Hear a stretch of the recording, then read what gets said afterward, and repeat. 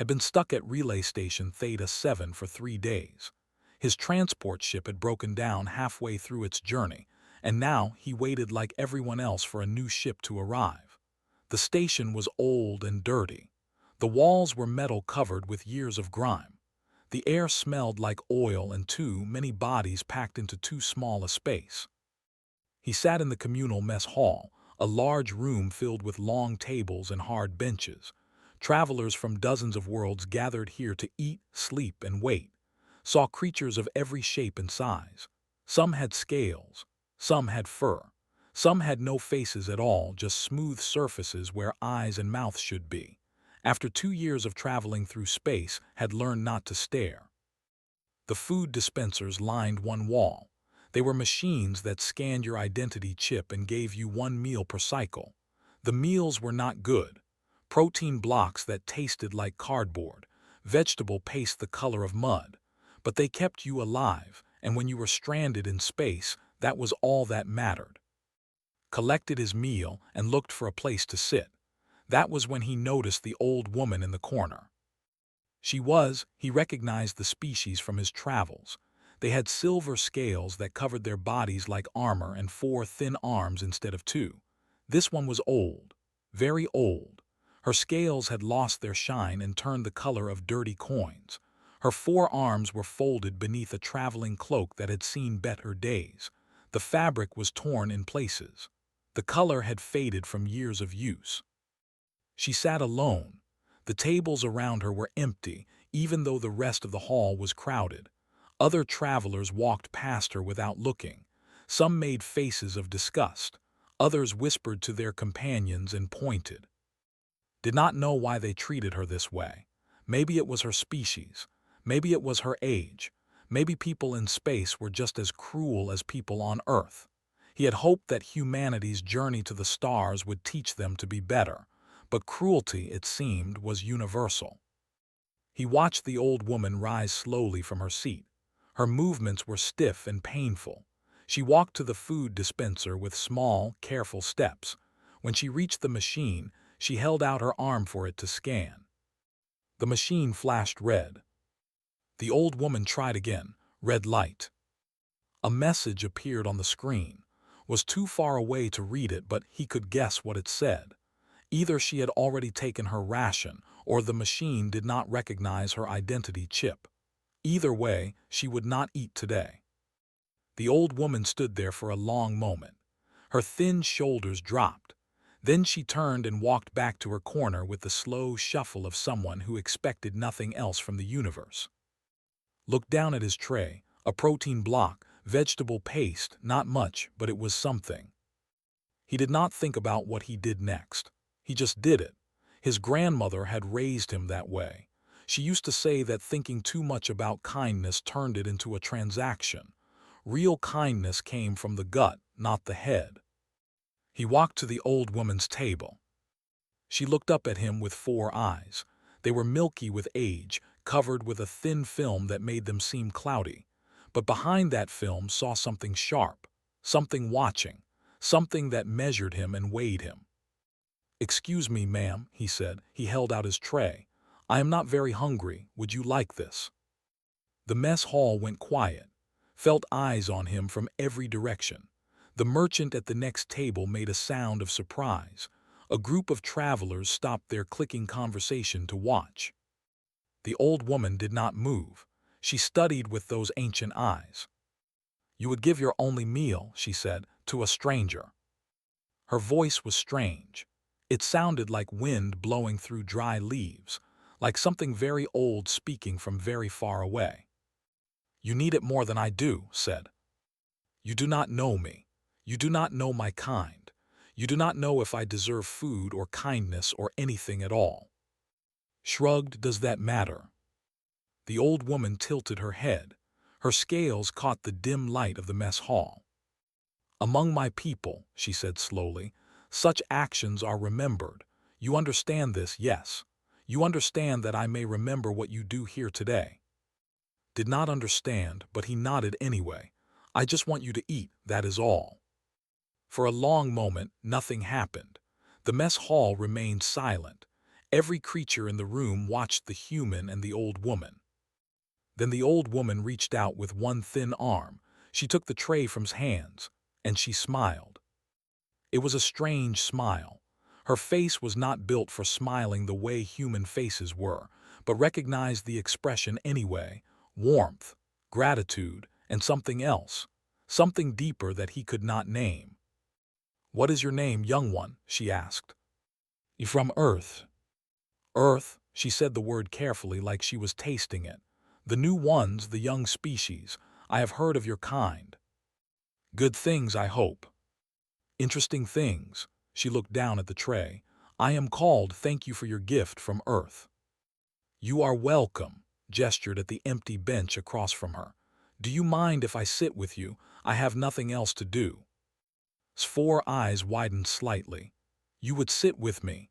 Others do not wish to be near the old ones of my kind. They think we are unlucky, cursed, dying." "I do not believe in curses," said. "And everyone dies eventually. Seems like a silly reason to be rude." He sat down across from her. Began to eat. She ate slowly, carefully, savoring each bite of the tasteless protein block like it was a feast. Watched her and felt glad that he had given his meal away. His stomach was empty, but something else inside him was full. "Tell me about your world," said between bites. "Tell me about Earth.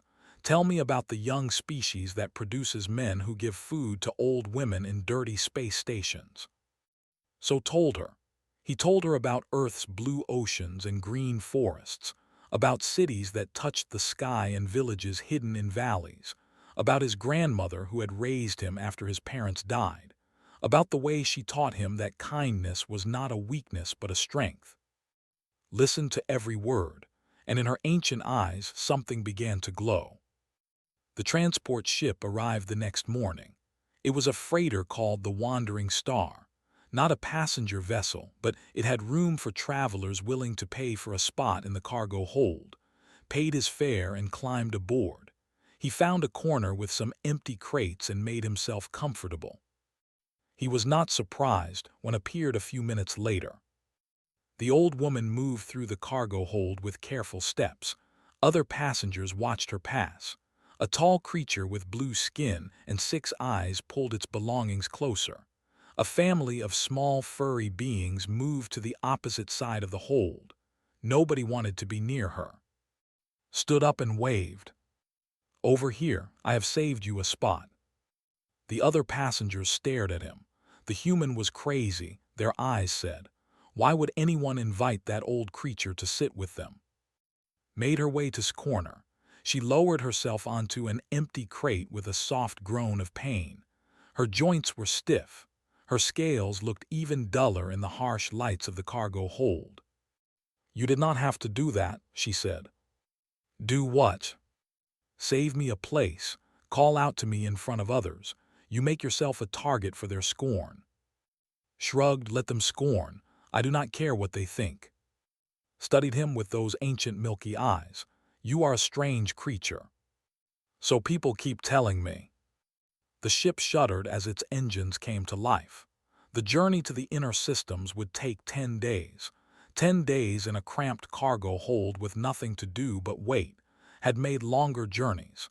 He had made worse ones too. As the hours passed and began to talk, or rather asked questions and answered them, she wanted to know everything about Earth, everything about humanity, everything about why humans did the things they did. "Tell me about your people," she said on the second day. "Tell me what they value." Thought about it. "Family," he said. "Most humans value family above all else. We take care of our parents when they grow old. We protect our children. We remember our ancestors. Even when your family can give you nothing in return. Especially then. Love is not a business deal. You do not love someone because they can pay you back." Was quiet for a long moment. "And what of strangers? What of those who are not your family?" "We try to help them too. Not everyone does, of course. Humans can be cruel. We have wars and crimes and terrible things in our history, but most of us, I think, want to be good. We want to help. It is just how we are." "How you are," repeated softly. On the third day, the ship's water system began to fail. The captain announced that water rations would be cut in half until they could make repairs. Passengers grumbled and complained.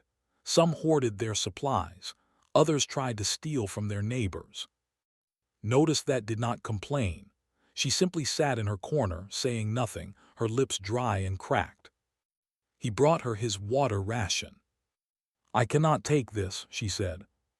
"Yes, you can. I am young and healthy. I can go without for a day. You need it more." "You keep saying that. You keep giving me things because I need them more." Her voice was strange, almost angry. "Do you not understand that this is unusual? Do you not understand that most creatures in this galaxy would never act as you do?" Sat down across from her. "Maybe that is true, but I am not most creatures, I am me. And my grandmother taught me that you help people who need it. That is all there is to it." "Your grandmother," drank the water slowly. "She sounds like a remarkable woman." "She was. She died 5 years ago, but I still hear her voice in my head every day, telling me to be better, telling me to be kind, telling me that the measure of a person is how they treat those who can do nothing for them."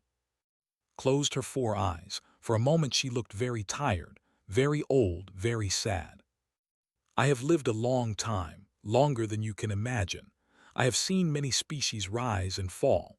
I have watched empires grow and crumble to dust, and in all that time I have learned one truth." "What truth?" "That kindness is the rarest thing in the universe, rarer than gold, rarer than diamonds, rarer than the light of dying stars." She opened her eyes and looked at him. "Your species is young. You have been traveling among the stars for only 200 years. Many older species look at you and see nothing. Primitives. Children playing with toys they do not understand." "I know," said. "We get reminded of that often." "But they are wrong," leaned forward. "They are wrong about you. They look at your small ships and your simple technology and they see weakness. But I look at you and I see something else entirely." "What do you see?" She did not answer. She just smiled that strange alien smile and looked away. The days passed. Shared his food whence rations ran low. He shared his entertainment vids when she could not sleep. He sat with her when other passengers whispered and pointed. He talked to her when she was lonely and listened when she wanted to speak. And slowly, carefully, began to share pieces of herself. She told him about her, a planet of silver mountains and copper seas, a place of ancient temples and older secrets. She told him about her people, once they had been great, once they had been powerful. Now they were scattered and forgotten, their empire dust, their glory a distant memory. "What happened?" asked. "Time," said simply. "Time happens to all things, even empires, even stars, even gods." On the 9th night, as the ship moved through the darkness between worlds, asked a question. "If you knew," she said, "that someone you helped was powerful beyond measure, that they could reward you with wealth and status and anything your heart desired, would that change how you treated them?" Thought about it carefully. "No," he said finally, "because that is not why I help people. I do not help people for rewards. I help people because they need help. The reward is knowing that I did the right thing. That is enough for me." Was silent for a very long time. "Oh, little one," she whispered at last, "you truly have no idea what you are, do you?" Before could ask what she meant, the ship shook with a violent impact. Alarms began to scream. Red lights flashed through the cargo hold. They were under attack. The cargo hold became chaos. Passengers screamed and ran in every direction. Crates fell from their stacks and crashed to the floor. The ship shook again as another blast hit its hull. "Pirates," someone shouted. "Raiders from the outer systems."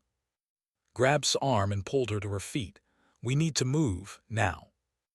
The old woman was slow. Her legs were stiff and her joints ached. She could not run like the younger passengers. She could barely walk, but did not leave her behind. He wrapped her thin arm around his shoulders and half carried her toward the exit. The ship's captain came on the speakers. His voice was sharp with fear. "All passengers to the escape pods. This is not a drill. All passengers to the escape pods immediately." The corridors were packed with bodies. Creatures of every shape and size pushed and shoved to reach the pods first, held close and forced his way through the crowd. He was not a big man, but he was determined. His grandmother had taught him that determination could move mountains. "Leave me," said. Her voice was weak. "I am slowing you down. Save yourself." "Not a chance. I am old. I have lived my life. You are young. You have years ahead of you." "Then I will spend those years knowing I left an old woman to die," tightened his grip on her arm. "That is not happening. We go together or we do not go at all." Another blast rocked the ship. The lights flickered and died. Emergency lighting came on, bathing everything in red. Could hear the hull groaning, metal bending, air escaping. They were running out of time. The main escape pods were gone, saw the empty bays as they passed. Other passengers had taken them. The crowds had thinned now. Most of the survivors had already escaped. Only the slow ones remained. Only the old and the weak and the unlucky. Pulled down a side corridor. He remembered seeing something during their boarding. A small door marked with crew symbols. An auxiliary pod, meant for emergencies, meant for 2 people at most. "There," he said, pointing. "We are going to make it." The door was sealed. Hammered the release button. Nothing happened. The ship systems were failing. Power was dying. The door remained closed. Looked around. He found a maintenance panel on the wall. He ripped it open and found the manual release. It was a lever buried deep in the machinery. He had to reach inside and pull with all his strength. The door hissed open. The pod was tiny. A metal shell barely large enough for 2 seats. Old technology, basic life support, a weak distress beacon. It was not much, but it was their only chance. Helped inside first. He strapped her into the nearest seat, making sure the harness was tight. Her 4 eyes watched him with an expression he could not read. "You should have left me," she said. "Stop saying that," climbed into the other seat and strapped himself in. "I do not leave people behind." The ship shuddered again. Through the small window of the pod could see sparks flying, fire spreading, the corridor filling with smoke. He punched the launch button. The pod shot into space like a bullet from a gun. The force pressed back into his seat. He felt his bones strain against the acceleration. Then they were free, floating in the void. Behind them, the wandering star broke apart in a ball of fire. Watched the explosion through the window. All those passengers, all those people. He did not know how many had escaped. He did not know how many had died. He only knew that he and were alive. For now, the pod drifted in silence, checked the systems. The news was not good. The distress beacon was damaged. It was sending a signal, but it was weak, very weak. Life support was functioning, but the heating system was failing. The temperature was already dropping.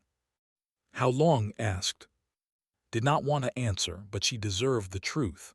"A few hours, maybe more if we are lucky, maybe less if we are not." Nodded slowly. She did not seem afraid. She seemed calm, like she had faced death before, like it was an old friend she had learned not to fear. The cold crept into the pod, could see his breath forming clouds in the air. He looked at. Her scales were turning pale. Her 4 eyes were half closed. The cold was hitting her harder than him. Her old body could not fight it. Unstrapped himself. He took off his jacket and wrapped it around her thin shoulders. "What are you doing?" she asked. "Keeping you warm. You will freeze." "I will survive. I am young and healthy, remember." He tried to smile. "You said it yourself." Pulled the jacket. Her hands were shaking. "Why do you keep doing this? Why do you keep sacrificing for me? You do not know me. You do not know what I have done. You do not know what I am." "I know enough." Rubbed his arms to keep the blood flowing. "I know you are a person. I know you are cold. I know you need help. What else do I need to know?" The old woman stared at him. Her milky eyes glistened with something that might have been tears, or maybe it was just the cold. "I have walked among the stars for longer than your species has existed," she said softly. "I have seen civilizations rise and fall. I have watched empires stretch across galaxies and crumble to nothing. I have met kings and queens and rulers of every kind. And in all that time, in all those years, I have never met anyone like you." Laughed, his teeth were chattering. "I am just a guy trying to get home, nothing special." No, his voice was suddenly strong, fierce. "You are wrong, you are more special than you know, more important than you can imagine, and I will not let you die here, not like this, not for me." She reached out with one thin arm. Her hand touched the wall of the pod. Her scales began to glow, faint at first, then brighter, brighter than the emergency lights, brighter than the stars outside. Stared at her. What are you doing?"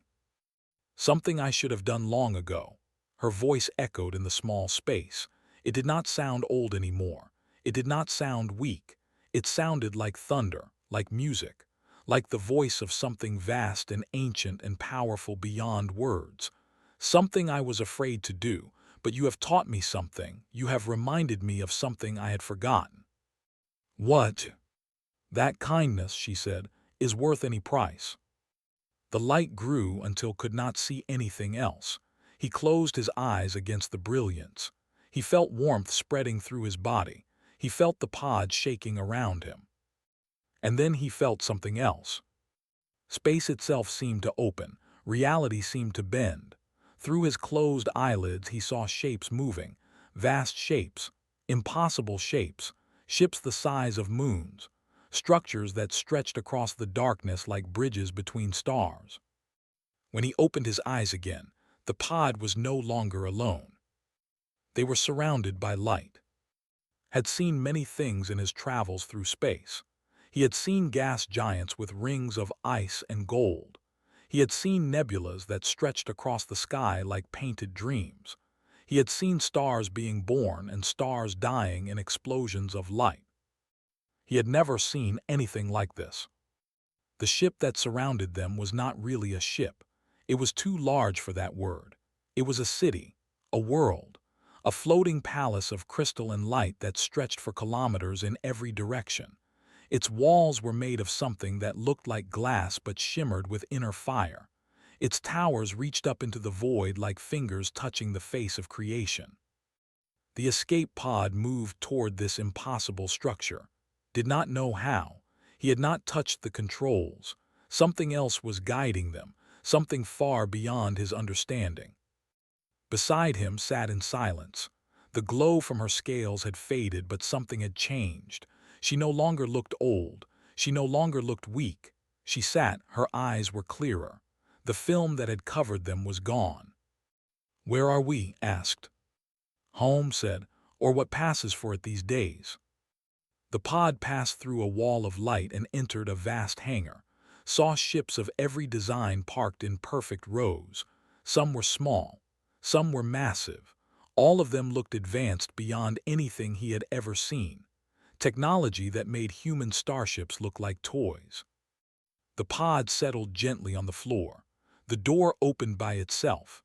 Warm air flooded in, carrying a scent like flowers and rain and something electric, something alive. Rose from her seat. Her movements were smooth now, easy. The stiffness in her joints was gone. She stepped out of the pod and turned to face. "Come," she said, "there is much for you to see." Followed her into the hangar. His legs were shaking. His mind was trying to understand what was happening. It was failing. Nothing made sense anymore. He felt like a child who had wandered into a world of giants. They walked through corridors of light. The walls seemed to breathe. The floor seemed to pulse with energy. Everywhere looked, he saw wonders. Screens showing images of distant galaxies. Gardens growing plants he did not recognize. Machines doing things he could not comprehend. And then he saw the people. They lined the corridors in rows that stretched beyond sight, beings of every shape and form. Some had scales some had skin of pure light, some were made of crystal, Some were made of shadow. Some had bodies that shifted and changed as he watched, never settling on a single form. All of them were kneeling. All of them were kneeling toward. Stopped walking. His heart was pounding in his chest. His hands were trembling. He looked at the old woman who had been his companion for 10 days. The old woman who had eaten his protein block and drunk his water and slept beside him in the cargo hold of a dying ship. She was not an old woman anymore. Her threadbare cloak had fallen away. Beneath it she wore robes that seemed to be made of woven starlight. Her scales no longer looked dull. They blazed with silver fire. She stood taller now. Her 4 eyes gleamed with power that made one to look away. The said, her voice carrying through the endless corridors, were not always as the galaxy knows us now. Once, we were the first, the oldest species to achieve enlightenment, the architects of order in a universe of chaos. She began to walk again. The kneeling beings parted before her like water before a ship. We built the Galactic Compact. We created the laws that govern trade and travel between worlds. We established peace among species that had known only war. For 10,000 years, we held the stars in trust. Followed her in a daze. The words washed over him without meaning. He could not process what he was hearing. It was too big, too impossible. And I, continued, turning to face him, am Empress Eternal, first mother of the Compact, she who holds the stars in trust. The words echoed through the crystal halls.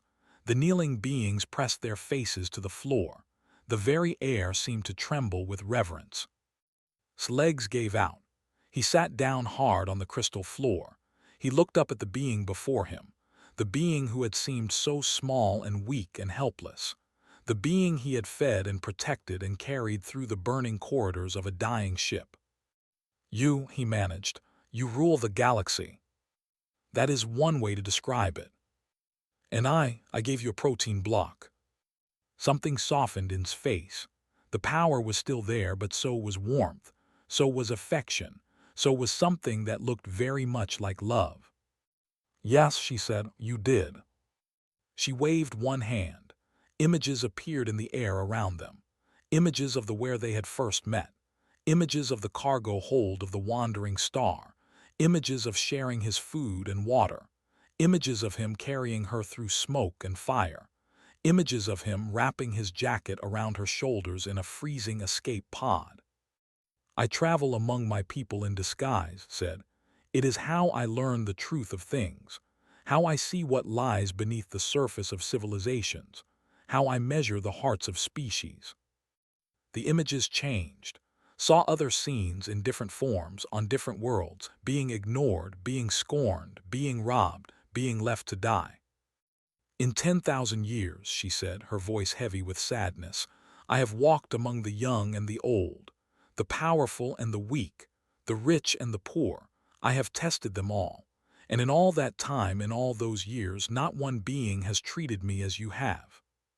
Shook his head, that cannot be true. It is true, moved closer. She knelt before him so that their eyes were level. The universe is vast, it holds wonders beyond counting, but it also holds darkness, cruelty, selfishness. The strong prey upon the weak, the rich ignore the poor, the young abandon the old. This is the way of things. This is what I have learned in 10,000 years of watching. She reached out and touched his face with one thin hand. And then I met you. Her fingers were warm. They left trails of light on his skin. A young human, she said, from a species barely 2 centuries among the stars, a species that others call primitive, aggressive, unworthy of notice. And this young human saw an old woman in need, and without hesitation, without calculation, without any thought of reward, he gave her his only meal. Felt tears in his eyes, he did not know why. It was just food, it was not anything special. It was everything special, smiled. It was the most special thing I have witnessed in 10,000 years. She rose to her feet and offered him her hand. He took it and stood. His legs were still shaking, but his heart had stopped pounding. He felt calm now, strange and confused but calm. "Your species is young," said, "but you carry something ancient in your hearts, something that most species lose as they grow old and powerful, something that the forgot long ago." "What is that?"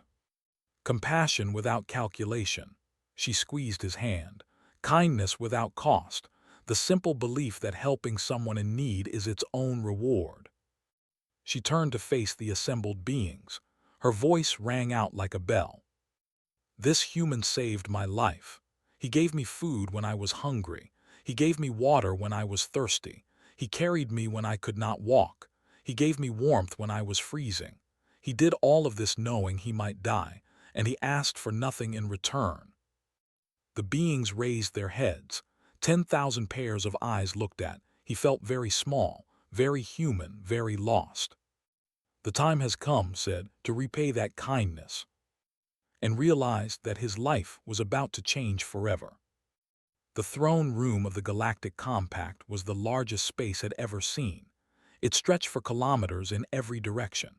Its ceiling was made of transparent crystal that showed the stars wheeling slowly overhead. Its floor was polished stone that reflected light like still water. Its walls held the histories of 10,000 civilizations carved in languages could not read. At the center of this vast space stood a throne carved from a single perfect crystal. It caught the starlight and scattered it into rainbows that danced across the floor. Empress Eternal sat upon this throne and looked out at the gathering before her. Stood at the base of the throne. He felt like an insect in a cathedral. Around him, ambassadors and admirals from 1,000 worlds filled the space. Some were tall and armored. Some were small and winged. Some floated in tanks of strange liquids. Some existed as patterns of light. All of them watched him with expressions of wonder and confusion. A human, a simple human, standing in the heart of galactic power. "For 300 standard cycle," spoke, her voice carrying to every corner of the vast room, "the species known as humanity has petitioned for greater standing in the compact. They have asked for trade agreements. They have asked for technology transfers. They have asked for a seat on the High Council, and for 300 cycles they have been refused." The ambassadors shifted and murmured, saw some of them nod in agreement. Others looked uncomfortable. A few looked at him with something close to guilt. They were told they were too young, too primitive, too aggressive. They were told they had not earned their place among the elder species. They were told to wait, to learn, to prove themselves worthy. Rose from her throne. The starlight gathered around her like a cloak. "I am here to tell you that they have proven themselves, not through war, not through conquest, not through demonstrations of power, but through the actions of one man who gave his only meal to a stranger in need." She descended the steps of her throne. The ambassadors parted before her. She walked through their ranks until she stood beside. "This human saved my life. He did not know who I was. He did not expect any reward. He simply saw someone suffering and chose to help. This is not a small thing. This is not a common thing. In 10,000 years of traveling among the stars, I have never found another being willing to sacrifice as he did." She turned to face the assembly. "You call humanity primitive. You call them children. But I tell you now that they understand something we have forgotten. They understand that the measure of a species is not in their warships or their wealth. It is in how they treat those who can offer nothing in return." The throne room fell silent, could hear his own heartbeat. He could feel the weight of 10,000 gazes pressing down on him. "Therefore," said, "I am using my authority as Empress Eternal to grant the following decrees." Images appeared in the air above the assembly. Documents written in languages did not know. Seals and signatures that pulsed with power. First, humanity is granted full trade partnership with all compact member worlds. All tariffs and restrictions are lifted effective immediately. The ambassadors murmured. Some looked shocked, others looked calculating, a few looked pleased. Second, Humanity is granted access to compact technology archives. They may study and adapt any non-military technologies they choose. Their development will no longer be held back by artificial restrictions. More murmurs, louder now, saw the blue-skinned creature who had avoided him on the transport ship. It was staring at him with something like fear. Third, humanity is granted a permanent seat on the High Council of the Compact. They will have a voice in all major decisions affecting the galaxy. Their opinions will be heard and considered equal to any elder species. The murmurs became shouts. Some ambassadors protested. Others cheered. The throne room filled with chaos as 10,000 voices competed to be heard. Raised one hand, silence fell instantly. These decrees are not subject to debate. They are not subject to appeal. They are my word, and my word is law. She turned to face, her expression softened. The power that radiated from her dimmed slightly, and for a moment she looked like the old woman he had met in the, tired, lonely, in need of a friend. And now, she said, I would offer a personal reward to of Earth, the man who gave me his meal. Shook his head. I do not need a reward. I did not help you for a reward. I know that is why you deserve one, she smiled. I can give you anything, wealth beyond measure, power beyond imagination, a planet of your own if you wish it, a fleet of ships, a position in my court, anything your heart desires. Thought about it. He thought about wealth and power and planets. He thought about ships and positions and influence. He thought about what his grandmother would say if she could see him now. And he knew what he wanted. Could I just have dinner with you sometime? He asked. Without all of this, he gestured at the throne room, the ambassadors, the floating documents. Just the two of us, talking, like we did on the ship. Stared at him. For a long moment she did not move. Then she began to laugh. It was a real laugh. Not the polite sound of an empress, but the genuine joy of someone who had been surprised by something wonderful. Of all the rewards you could ask for, she said, you ask for my company. You are interesting to talk to, and I think you might be lonely. The laughter faded. Something deep and ancient flickered in his eyes, something that might have been pain or hope or both. You are very perceptive, she said quietly, and very kind. Yes, I would like that very much. She took his hand and led him away from the throne room, away from the ambassadors and the decrees and the weight of galactic politics. They walked through corridors of light and gardens of impossible flowers until they reached a small room with a simple table and 2 chairs. There was food on the table, protein blocks and vegetable paste. The same meal had given her in the so long ago. I had my servants prepare this, said, sitting down. I thought it was fitting. Sat across from her. He looked at the food. He looked at the empress of the known galaxy, sitting in a simple chair, waiting to share a simple meal. You know, he said, I am still hungry from yesterday. You ate my dinner. Laughed again, this time laughed with her. They ate together. They talked about Earth and the stars and the nature of kindness. They talked about grandmothers and loneliness and what it meant to be alive. They talked until the stars outside the window had moved across the sky and new constellations had taken their place. In the years that followed, ambassadors would speak in hushed tones about the strange human who dined regularly with the empress. They would speculate about political schemes and secret alliances. They would wonder what power he held over her, what leverage he possessed, what dark secrets he knew. They never guessed the truth. That sometimes, across the vast cold distances between stars, kindness is its own reward. That the measure of a person is not in their power or their wealth, but in how they treat those who seem to have nothing. That one simple meal given freely can change the course of history. And that the greatest gift the universe can offer is not gold or glory or dominion over worlds. It is friendship. The man who gave his dinner to a stranger had found the rarest treasure in the cosmos, not because he sought it, not because he earned it, but simply because he was the kind of person who helped those in need. And that, in the end, was what made humanity special.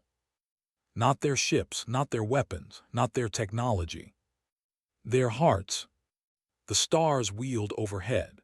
The galaxy turned on its ancient path.